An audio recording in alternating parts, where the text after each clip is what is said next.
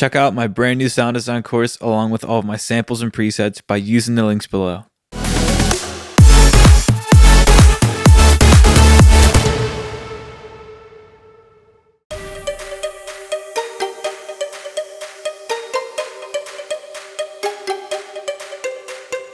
I'm feeling something on the guitar, maybe like something electronic. So what I'm gonna do is I'm gonna loop this. Okay, Martin Garrix chords, maybe? I think it sounds like a Martin Garrix song, I'm not even sure.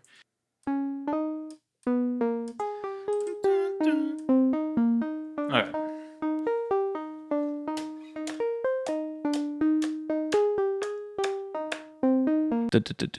I gotta have some kind of whistle in here.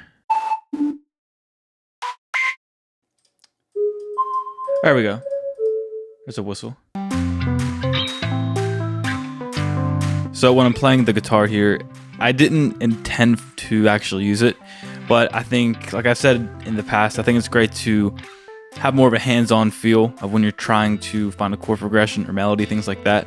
You'll see most of the song I just use MIDI, but I think it's good to start things on a guitar just so you can naturally lead things in a certain direction rather than just clicking it in. I think it feels a lot better.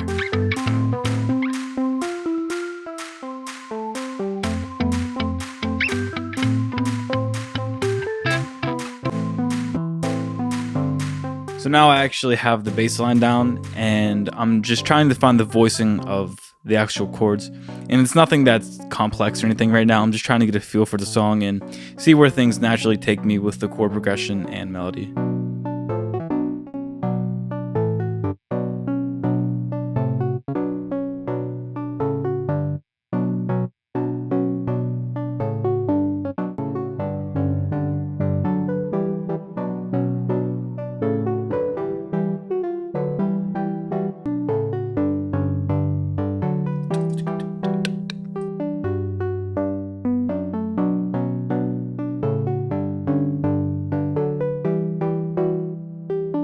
So if I'm stuck like this, the best thing I'll do is change the keys up. So just pitch it up and down semitones, change the keys, just get different, like just fresh ears on things. It just feels a little fresh. I don't know why. It's probably just me.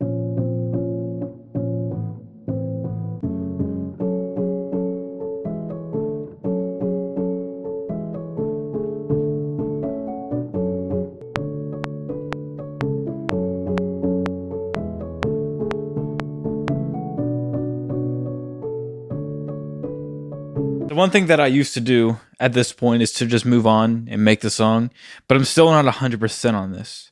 So I want to double down on that, maybe add a few more elements to get some kind of groove going, and then we'll move on after that.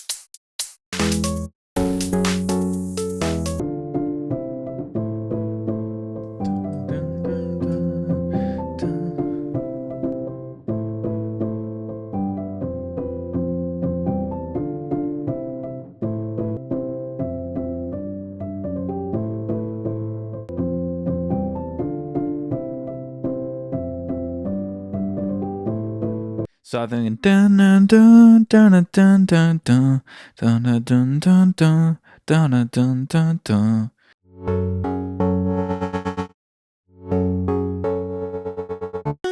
dun. I think this could be cool.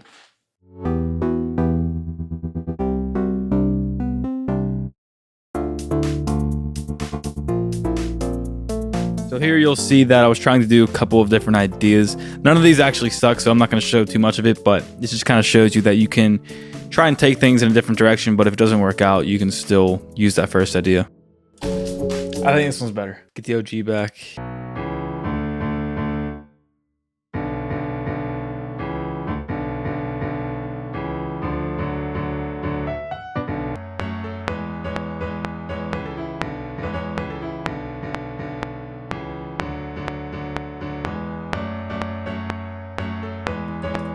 That's like a whole different melody though, you know what I mean? That's a whole different progression.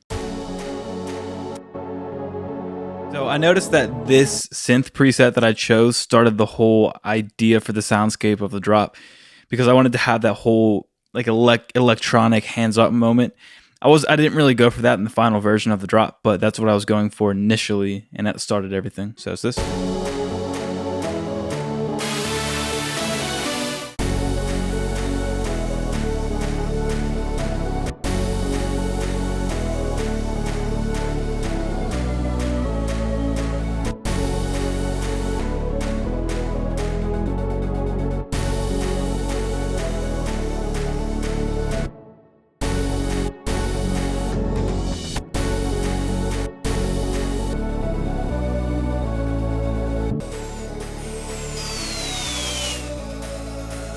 I think I did this off camera, but I took that same tonal drone one shot.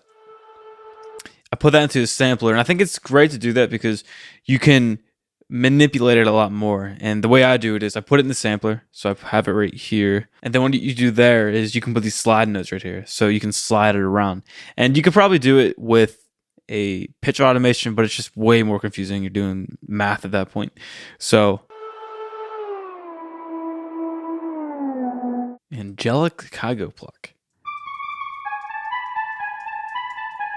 Perfect. We can just maybe ride off the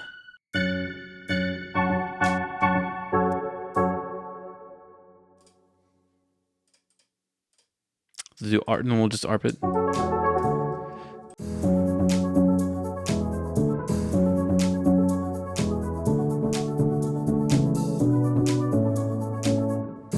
I like this. I don't like doing that a lot because it's like, I don't know. I like having consistent arps. You know what I mean?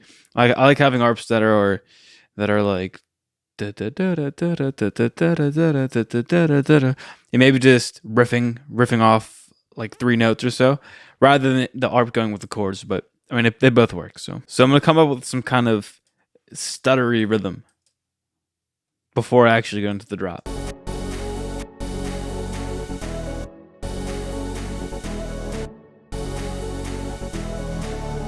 But it's gonna be a lot tighter. You know what I mean? It's gonna be like da na na da na da da boom ba.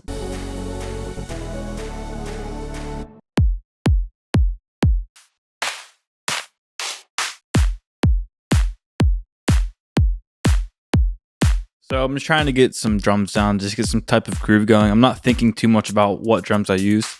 I think I did keep all these same drums because I'm just so familiar with all of Nitric, but I'm just trying to get a groove going, and then after that, I'll just build on top of that.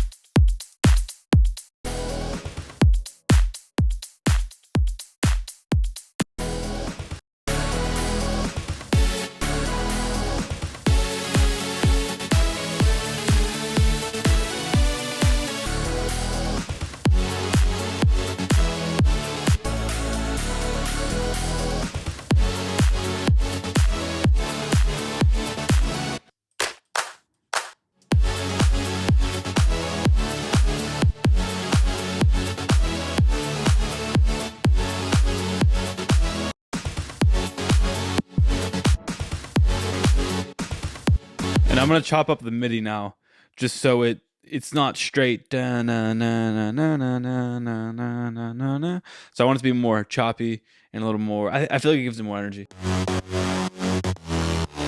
you'll see at this point, I'm putting in some more layers here. I started with the bass, and I'm really just layering as I go. So I started with the bass, and eventually I'll add some more leads. And these are all from Martin Garrix Vital Pack, which I personally haven't used recently at all, but it's fantastic for this type of music because there's such like there's a lot of presets in there that are geared towards that electronic Martin Garrix type of sound.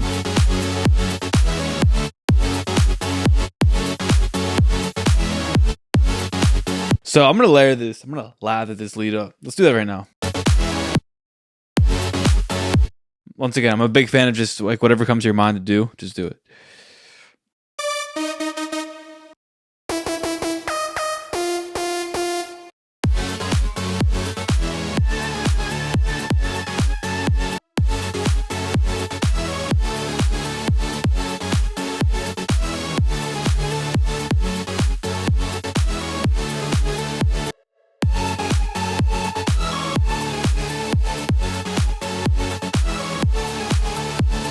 So So here I'm drawing in some volume automation, and this is kind of a big thing for me because I always do this. I always talk about it, but I think having full control over the volume of everything is massive, and it just gives you some opportunity to do some cool effects with it as well. But, you know, sometimes it's a little too much.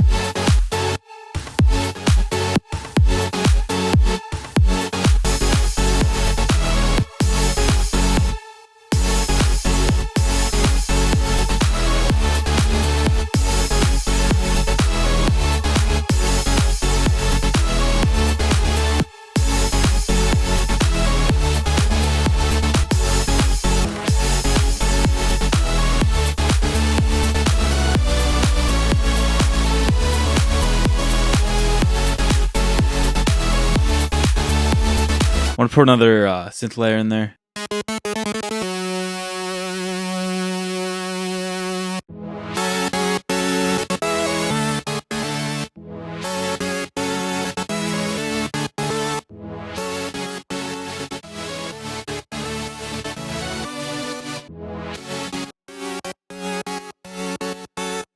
So here I'm making almost like a sub melody underneath the main melody layer, and I'm just making it with this new chord layer. And I think it's great to have just like different layers doing different things in terms of MIDI, so everything's not just the same exact thing.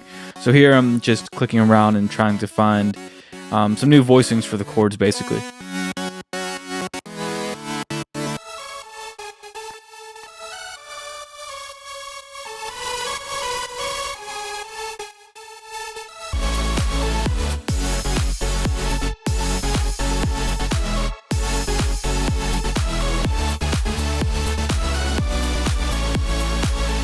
And I'm listening back to my song right here in headphones because sometimes I forget to do that.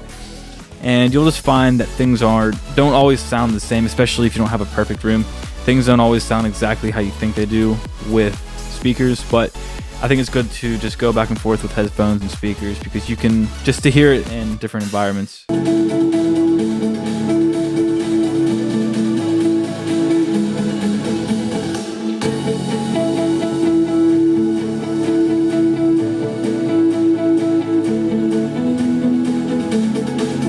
Then I started to record some guitars for this in a separate project, so I just bounce out the project, throw it in a new one just so it's not all cluttered and I can just clear my head and do just the guitars. But I didn't really end up using any of these. I did it lightly, but then it didn't really make that big of a deal.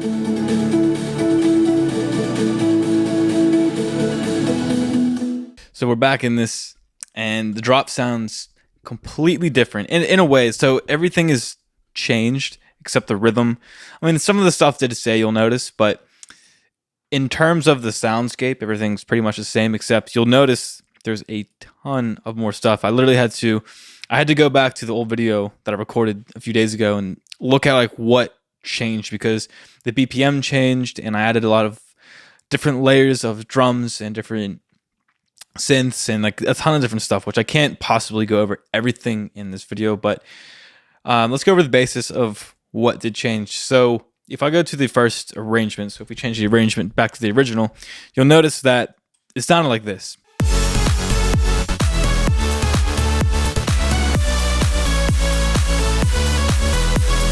And I thought that sounded okay. It didn't sound bad, but I just felt like it was too stale in a way. I can't really explain it, but after a little bit of chopping up the MIDI, we got this.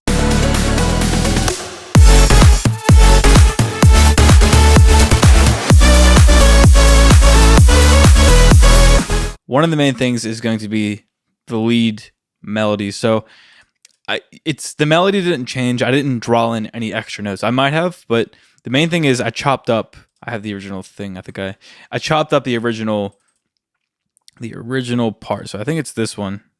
And then I chopped that up into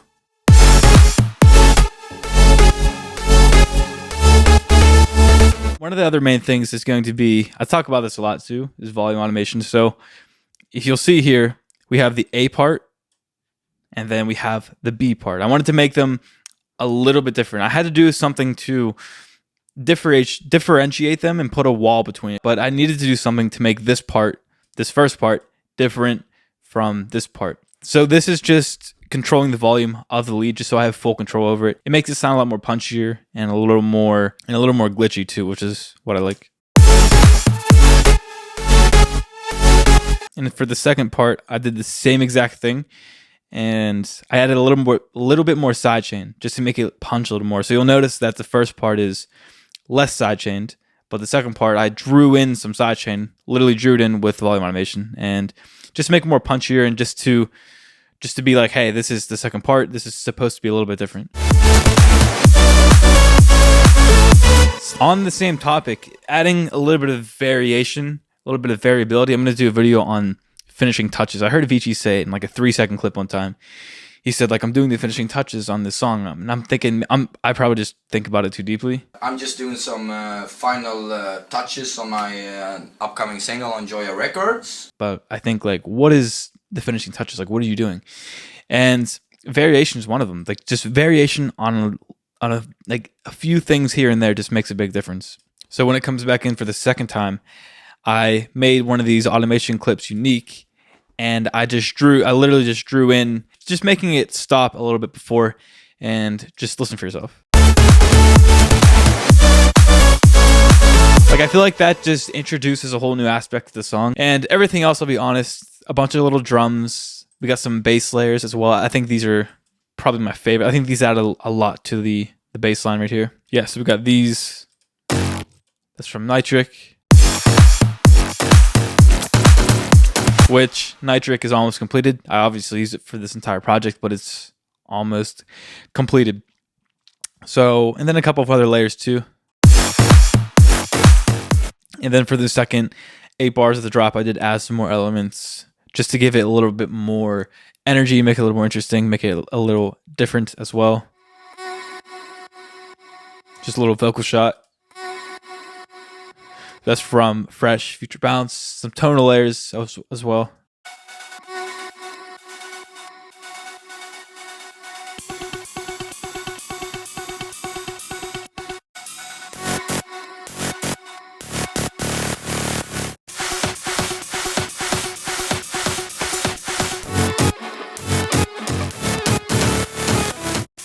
And that, ladies and gentlemen, will wrap this video up. Don't be intimidated by the project. I'm not saying you are, but like, if there's a project like this, even when I look back on this, I'm like, there's so much stuff in here. Like, how do you do that? A lot of it's mindlessly doing things and just throwing it in, trying things out, and seeing what works. So here is a full playthrough. Enjoy.